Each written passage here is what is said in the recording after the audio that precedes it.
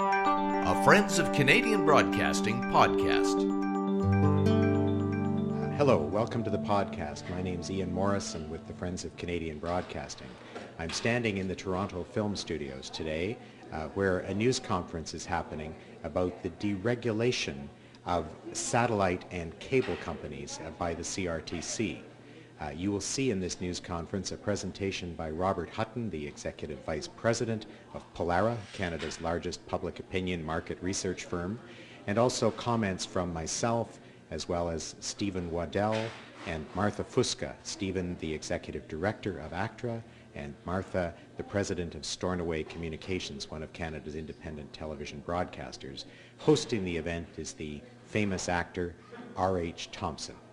Welcome to this podcast.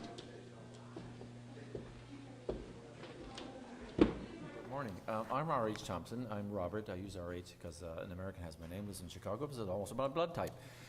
Welcome to the latest Dancing with the Broadcast Regulators, the latest edition, or more specifically, Dancing with the Cable and Satellite Television Industry and the CRTC.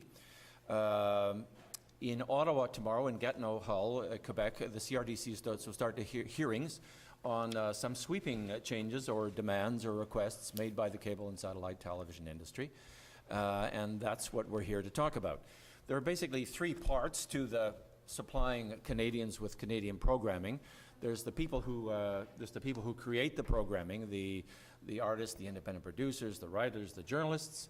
There are the people at the other end who actually consume or watch the programming, the Canadians who watch it, and in the middle is the pipeline. And the pipeline delivers the programming to the viewers. Now, the people who own the pipeline, the cable companies and satellite television companies, have requested wide and sweeping changes. In fact, they want almost complete deregulation of the cable and satellite television industry. Now, for the rest of us, at both two other ends of the pipeline, we find this very interesting. And as you'll see at the CRTC, we believe this, obviously for the cable industry and the satellite television industry, this is a business dream. This would be a business dream come sweetly true for them because it serves all their business models. However, for the other two partners of the broadcasting system, the people who create the programs and the people who watch the programs, this is not quite such a sweet dream. In fact, we believe this dream has some very, very negative consequences, which is why it's one more dance step in the in the eternal struggle between culture and Canadian programming and the industry. Now, at the CRTC tomorrow and for the next 3 weeks, the cable and satellite television industry are very good at what they do, and they're very good at representing themselves, and they spend the time, the money, and the lawyers to put forward their event. Artists like myself, we stumble up to Ottawa occasionally and appear at these things, and we wag our fingers and are whatever dismissible, but we flap our jaws, and more intelligent people go up. But what's missing from the CRTC hearings, we feel, which is why we're all here today, what's missing is the Canadian public. What's missing is the people who buy the programs. What's missing are the people who watch the programs. And that's what this morning is about.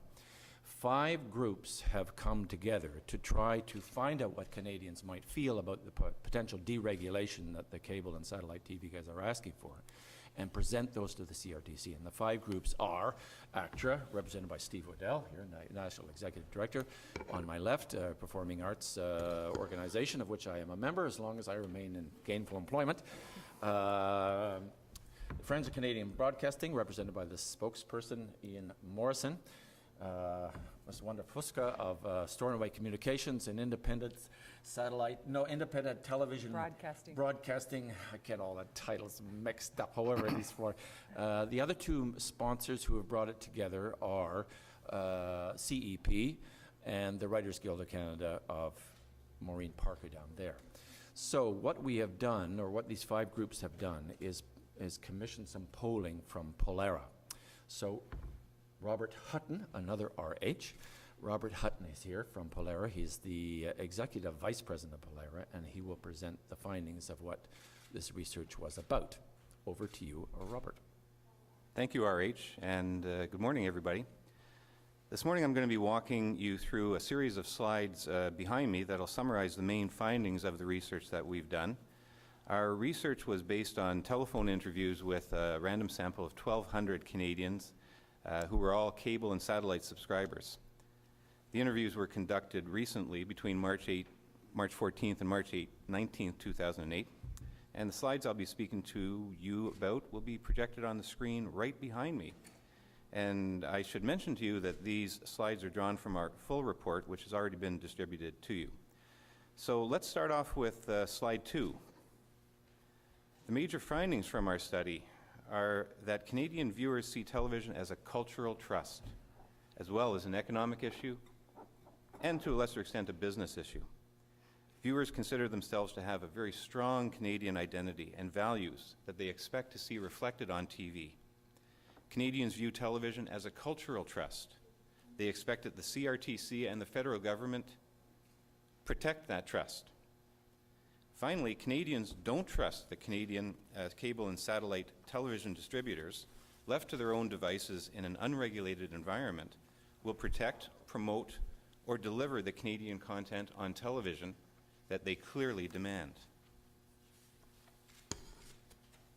Over on to slide 3. The stepping off point for reaching these conclusions can be found in the responses to our questions regarding Canadian identity and values.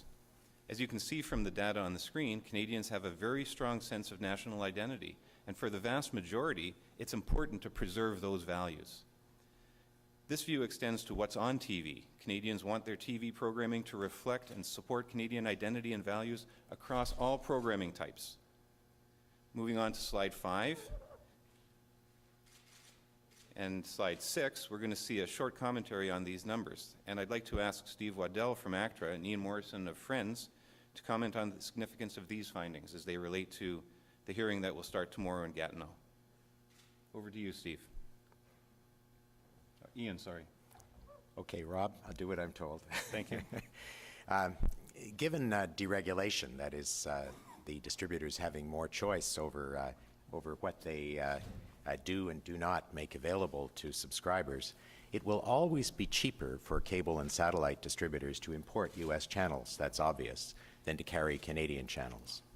If the distributors were allowed to drop Canadian choices from their present level to a simple predominance, which means 50% plus one channel, we have calculated that the potential loss to the Canadian broadcasting system each year would be as much as $750 million. That's way more than a blip in the balance of payments. That money would travel south. Thank you, Ian. Good morning, everyone. Friends, we need more Canada on TV, not less. ACTRA, our creator colleagues at the Writer and Directors Guilds, Canadian producers, and now the CRTC and its experts agree that we don't have enough drama programming on television. Drama is the hardest to produce, the toughest to finance, and the most important to our cultural identity. Most programming services and broadcasters sell advertising and spend money on producing or licensing Canadian programming based on what they receive from advertising revenues. If these channels are squeezed by the increased power of cable companies or replaced altogether by U.S. channels, that's less ad revenue and thus less spending on Canadian programming. And drama, the most expensive genre of programming, will suffer the most. We will lose Canadian programming, Canadian channels, and our smaller broadcasters. We know deregulation is a disaster.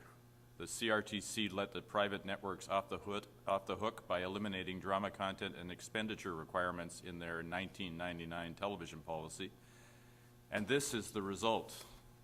These are the current programming schedules for CTV and Global. And as you can see, the blue indicates U.S. programming. The red, modest amounts that there are, represents Canadian programming. The drama crisis in conventional broadcasting cannot spread to the specialty side. This poll we are releasing today shows Canadians care about Canadian programming and Canadian drama. A firm majority of those polled oppose replacing Canadian drama with U.S. shows. Canadians are counting on the CRTC to regulate and protect that programming. And today, that's what we're calling on the CRTC to do. Thank you. Thanks, Steve. On slide 7, we'll see how strongly Canadians feel about preserving Canadian content on the small screen. Our research shows that most Canadians are prepared to pay more to protect and to enhance Canadian programming when that fee increase is specifically marked for Canadian content. On slide 7, our research has found that the CRTC and federal government are regarded as the trusted guardians of Canadian culture on TV, not the cable companies. On slide 8, we see that there's a clear cultural trust placed on the CRTC and federal government to ensure that Canadian programming stays healthy. On slide 9, we can see clearly who is trusted most to preserve that Canadian content on TV. Strongly across the provinces, even in Quebec, Canadians trust the CRTC to preserve Canadian content on TV. Moving on to slide 10, we can see that if there's less regulation,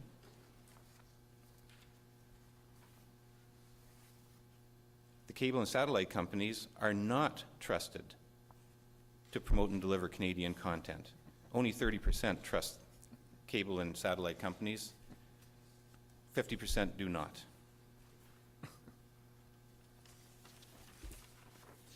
We found that Canadians believe that less regulation of the cable and satellite industry could damage Canadian programming, independent television channels such as Stornoways, and viewers who want Canadian choices available to them. On slide 11, we see that 55% believe the industry, which is significant to our economy, would not survive deregulation. On slide 12, we see that 9 in 10 believe that regulations are needed, which reaffirms the central role of the CRTC. On slide 13, we see that Canadians believe their interest would be hurt if cable and satellite companies were allowed to choose their channel lineups. And on slide 14, we see that almost 3/4 of respondents believe that less regulation is likely to have a negative impact on Canadian TV by reducing the choices of Canadian programming. Now I'd like to ask Martha Fuchsia to comment on these findings as they relate to the upcoming CRTC hearing. Martha? I didn't know that my name was going to be so difficult to pronounce, so it's Martha Fuchsia, President and CEO of Stornoway Communications. And we run 3 of the specialty digital channels, iChannel, Public and Social Affairs Issues Channel, BPM TV, a dance channel, and the Pet Network. So I hope that someday you'll all come, stay for a while. In any event, these results clearly point out that Canadians strongly support regulations that ensure access for independently owned broadcasting companies on both cable and satellite distribution systems in Canada. Apart from Stornoway Communications, you should note that folks like APTN are independent, as is Xfox that owns Vision. There's the Weather Network. There are a handful of us that if the CRTC should choose to go ahead with the requests by the cable and satellite companies, we would all be hard-pressed to be here in a year or so from now. So I'm delighted to see that Canadians actually support the fact that we exist and that we should continue to exist. The CRTC could clearly make or break the sector depending on their decisions. And finally, our research shows that the hearing, which begins in Gatineau tomorrow, will be discussing solutions to what the poll clearly shows are non-existent problems, and particularly in light of how the Canadian consumer feels. Thank you very much for your time and attention today, by the way. We're very grateful. Finally, on that point, thanks, Martha. We'd like to go to slide 15, which I think lays out quite clearly that the public's satisfaction with the cable and satellite industry as service providers is very high. However, Canadians don't trust those companies to protect, promote, or deliver Canadian culture on TV. Indeed, they expect negative outcomes for Canadian content if cable is deregulated. On slide 16, which is a very important finding, only 15% are aware of these discussions at the CRTC and what's being contemplated today. Thanks, and over to you, Ian. Thanks very much, Robert. That last point is somewhat instructive. 15% of Canadians say they're aware that this is being discussed at the CRTC, and 83% said no, and the rest don't know whether they do or do not know. And therefore, we feel a responsibility to try to bring the opinion of the Canadian public before the Commission through this event and through our various appearances at the over the course of the next 3 weeks. We're open to questions now. There's a live webcast of this event taking place and a subsequent podcast, which means that the questions should reach us through a microphone, a wireless mic, which my colleague Jim Thomson has. So as you signal you wish to ask a question, please, Jim, pass the mic. This is just really simple, but could you just talk a little bit more about Store and Away and why you're a little bit different? I just don't know too much about Store and Away, so if you could just describe your situation a little bit. Yeah. Store and Away is part of actually a slightly larger group that's made up of what we call the independent broadcasters, and we are neither part of a vertically or horizontally large company. In other words, we don't have any affiliation with any cable or satellite company, and we're not affiliated with either CTV or Global.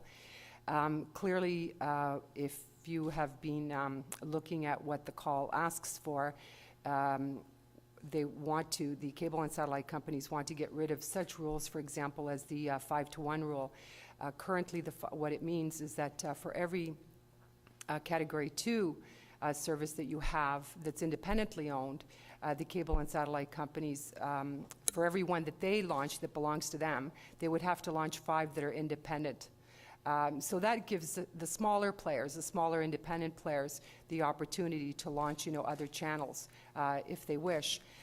There's just so many, and the issues are so complex. But I'll give you another example of some of the asks by the cable and satellite companies. In order to launch HD, and we all know that we're all excited about going to HD, it would mean that not only are we paying to have our services carried nationally, we'd also be asked to be paying somewhere in the neighborhood of $750,000 a year per channel to be carried on high definition. So when you add up the cost, for example, of what it costs a small company to launch their channel in the first place, to get it nationally, to perhaps pay other distributors what we call carriage fees, and on top of that you add HD, you begin to understand that it's incredibly overwhelming. Particularly when, what most people don't realize, because when you get your bill, it seems like there's an enormous amount of money that you may be paying, depending on the number of services that you have, is that we actually get paid pennies per channel. In other words, it's far less than a cup of coffee, and not from Starbucks, but from actually Tim Hortons. And Martha, if I could just say from arm's length, obviously cable satellite companies prefer to put on channels in which they have an ownership position. After that, there are companies, CTV, Globe Media, strikes me as one, that have enough specialty channels that they have a kind of bargaining clout with these big, huge distributors. And then there's a third category, of which I guess there might be about 8 in the system, of which Store and Away is one, who need help from public policy to ensure that there's a little bit, even a little bit, of shelf space available in the audiovisual system for their signals. And the poll makes clear that the Canadian public agrees with you. Thank you. You've sparked just another thought. When we applied for these specialty digital channels, so Store and Away actually has only been in existence as the communications part of the company, because we've been around since 1983 as producers, but only since 2000. And when we went to the CRTC to apply for our channels, there were certain commitments that we made and certain commitments that the CRTC made to us. And after having spent tens of millions of dollars at this stage, we're very hard-pressed to find or to discover why it would be that the CRTC could possibly consider reneging on the commitments that they made to those folks that launched in 2000, of which we're actually the only survivor, I might add. How about another question?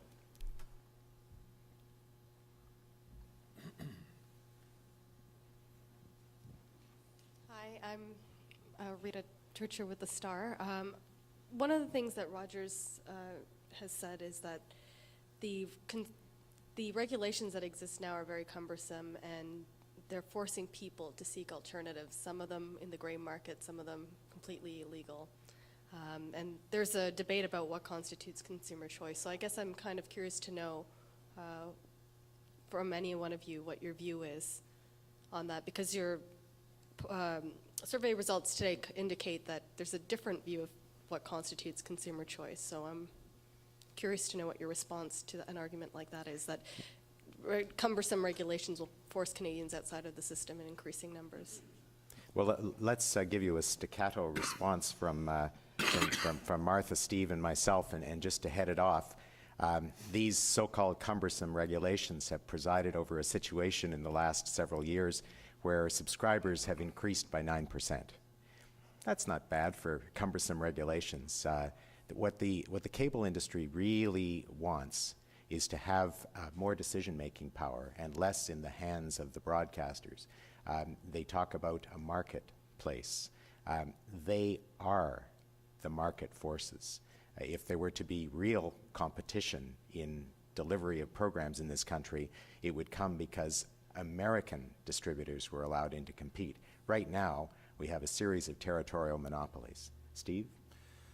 The situation with respect to the cable companies is such that they're doing very well, thank you. Their profits are substantial. And where the problem lies is with Canadian production. It's with the inability of Canadian producers to obtain enough money to produce Canadian programming, to be seen on conventional television. I hold up those charts again. There's a need clearly in this country for regulation. The absence of regulation has caused a situation in which there is very, very little Canadian drama production on television. That's our focus, actress focus, that of the Writers Guild and Directors Guild. And we continue to bring this issue forward to the Canadian public, to the CRTC. The CRTC, in our view, should not be going toward further deregulation. Rather, the CRTC should support regulation of the BDUs, continuing to regulate the BDUs, and in our view as well, reinstate the content and expenditure requirements on the private broadcasters. And the public agrees with us on that matter. Absolutely. Steve, and RH wants to come. From the artistic community and from the creative community's point of view, regulations can also be read as obligations and responsibilities. And when someone doesn't like something, you say it's a regulation, and every business can do with less regulations because they do better.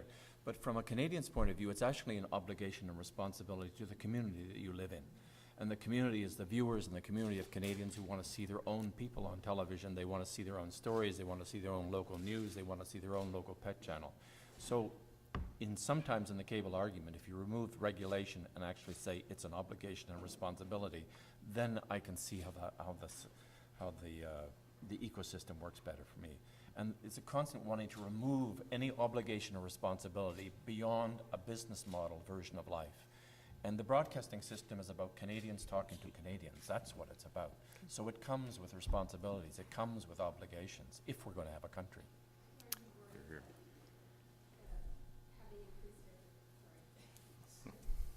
Are you worried that having these regulations will in fact prompt more people to go into gray market or I don't know if that's black a red market? herring put up by the cable industry or as Actually, there's no evidence for it. There's absolutely no evidence that people are going anywhere. From the purchase of television sets to people buying HD and home theaters to, as I forget who mentioned it, subscriber numbers are actually going up. Rather unfortunately, it's not just the cable and satellite companies that are worried about what I call dirty dishes. There's, I guess, always going to be some very small segment of the population that's going to turn to illegal means, to get whatever it is that they want to get. And television is not an exception. In fact, viewing to television has actually gone up, particularly in the older demographics, but in the younger, where people would suspect that they would be spending more time on the internet, this is also not true at all. What's happening is that the younger demographics are actually consuming alternative media, including the internet, alongside of television. So there's There's no evidence to support their statements. And Rob Hutton, anything from your research to add? Well, Ian, I'd just like to add to what Martha said by saying that all of the data that we see says, number one, that people want Canadian programming. They clearly want that. They're not canceling due to programming issues. That's clearly not what's happening. They're not abandoning the cable industry because of programming, and only a relatively small number are abandoning for price. So it clearly suggests in the numbers that there's nothing really broken here that needs to be fixed. In fact, what's clearly being said here from Canadians is that they're quite happy with the programming. They want Canadian programming. They entrust the CRTC with that, which by implication means that they want some regulation on that to ensure that they are having the programming that they desire protected. Someone else?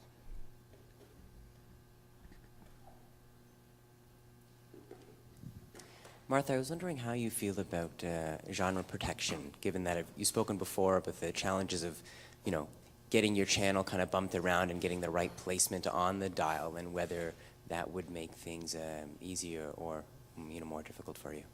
Well, I feel quite strongly about genre protection for two reasons. One is that I'm, for better or for worse, a fierce nationalist, and I think that if we can provide Canadians with a genre of programming that exists in Canada, God only knows why we'd actually go either south of the border or elsewhere. So, this is about providing Canadians with the opportunity to provide other Canadian consumers with a particular genre of programming. On the genre protection within Canada, as you might imagine, being an independent, we're really very hard-pressed. For example, we've put a lot of money into developing iChannel, a public and social affairs issues channel.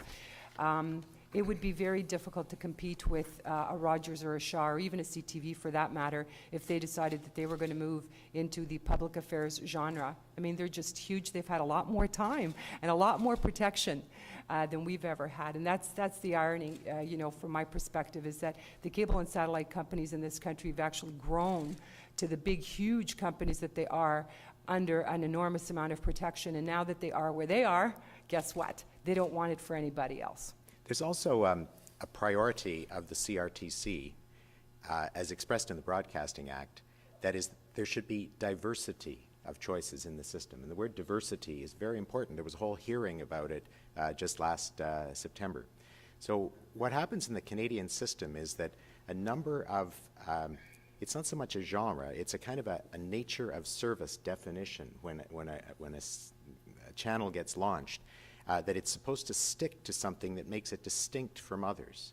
If you take away that nature of service requirement, then what ends up happening is that every channel has an economic incentive to become more mainstream, to move in the direction of popular taste. And what you get overall is a more homogenized system and less distinctiveness, less diversity. So there is a public policy reason to support the concept of genre protection. It comes from the Broadcasting Act, and again, the poll demonstrates that Canadians like that.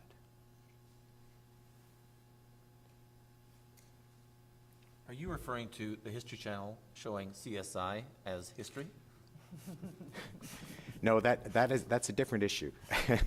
But if the History Channel, if regulation were to go down, and it was possible to for a big company like Shaw or Rogers to bump the History Channel and take the American version, okay, that would be a really serious thing for a number of reasons, and included that that right now, because of the protection from the American competition, there's a whole marketplace in rights to American programming that Canadian television companies can purchase and use, which would be lost to them if the American channel had direct access to the Canadian market and therefore an incentive to hold on to the Canadian rights rather than to sell them to Canadian broadcasters. It would tear apart the whole supply chain on which many of our specialty and pay services depend.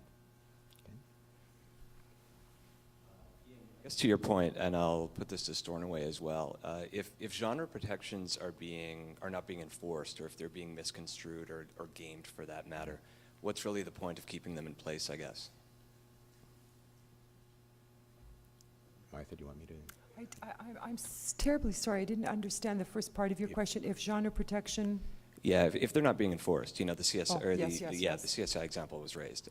What's the point in having them if they're kind of this loose rule that's being taken advantage of in some cases? Well, I think that's an excellent question, and it actually is even broader than that. There are any number of rules that currently aren't enforced, so if you want to get me started, I'll go there, but you probably don't.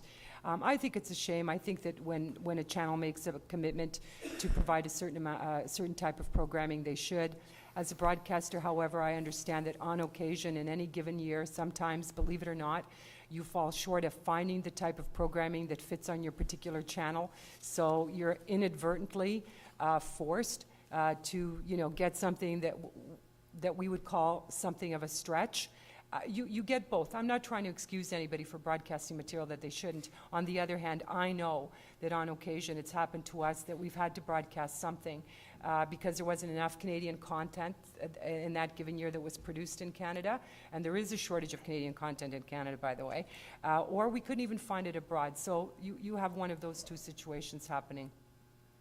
But you addressed it to me as well, and at the risk of slightly repeating, I would just say it's very important, and the poll demonstrates this, that there be diversity of choices in the Canadian broadcasting system. It's not just the quantity of Canadian programming, it's the types of programming. And so the genre system has a value, and that value is to prevent services from moving. You could argue about one issue like the CSI issue, but that would be less than 1% of the schedule of that channel. We're talking about the 99% of the schedule. It is being kept distinct from other services rather than moving all in the same direction, which is more of a characteristic of the American audiovisual system, by the way.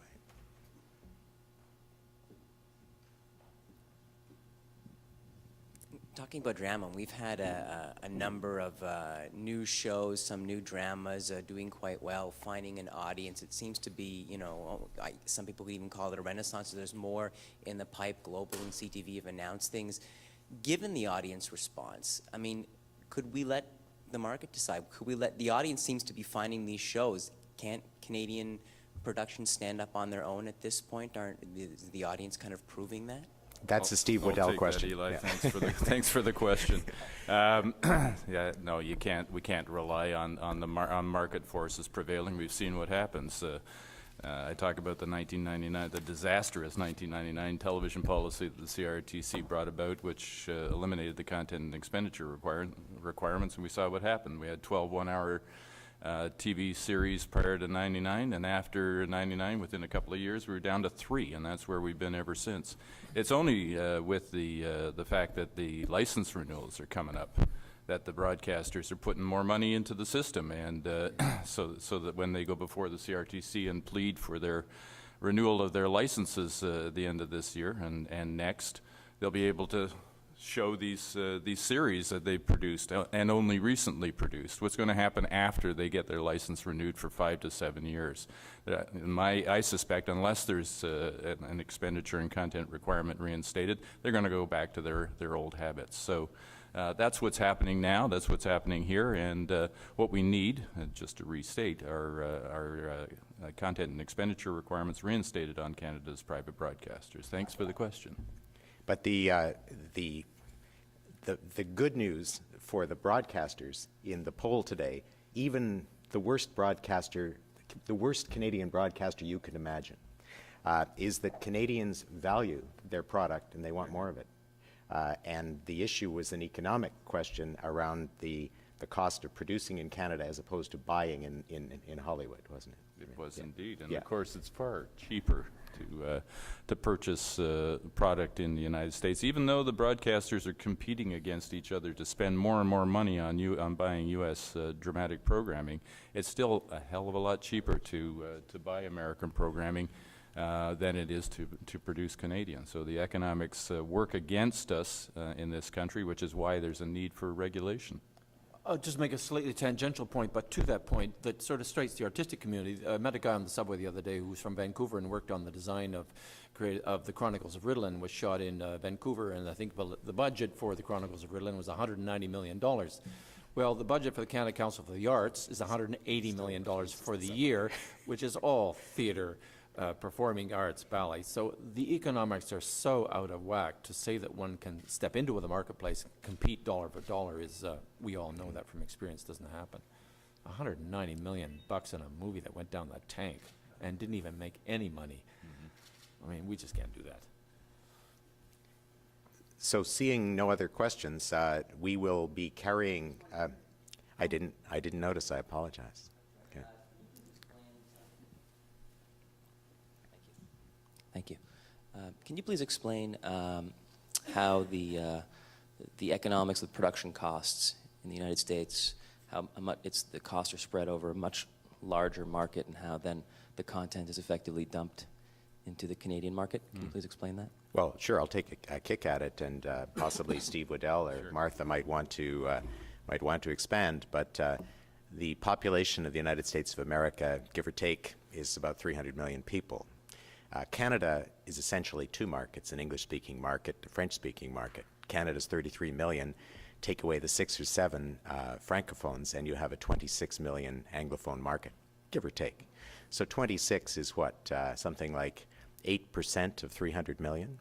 So it's possible to recoup and make a profit in Hollywood on drama shows, which might cost, I'm making the figure up a little bit, $10 million an hour to produce.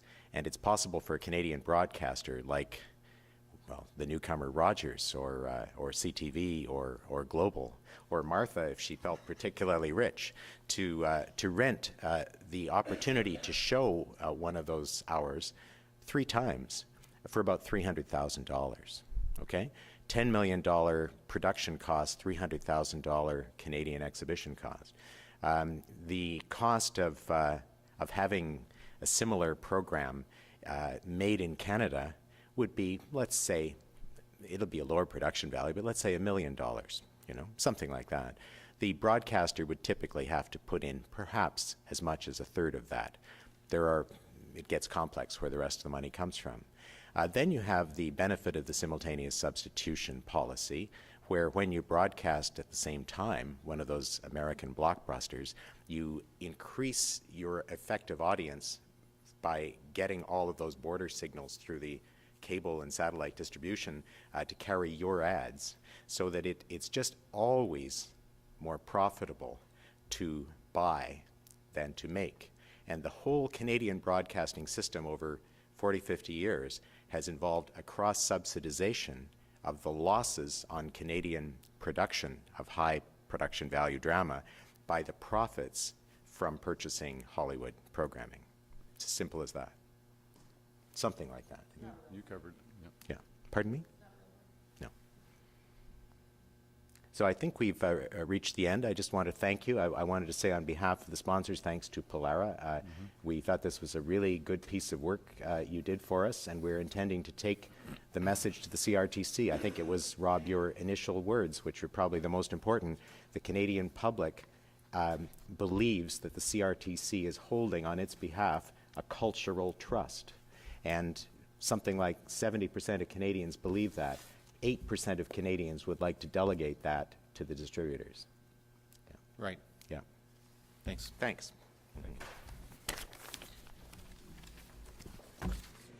Thanks for watching. This podcast is important for bringing the views of the Canadian public in front of the CRTC in public hearings, which will take place between April 8th and 27th in Gatineau, Quebec. Stay tuned. We'll have more on that. Ian Morrison here. Thank you.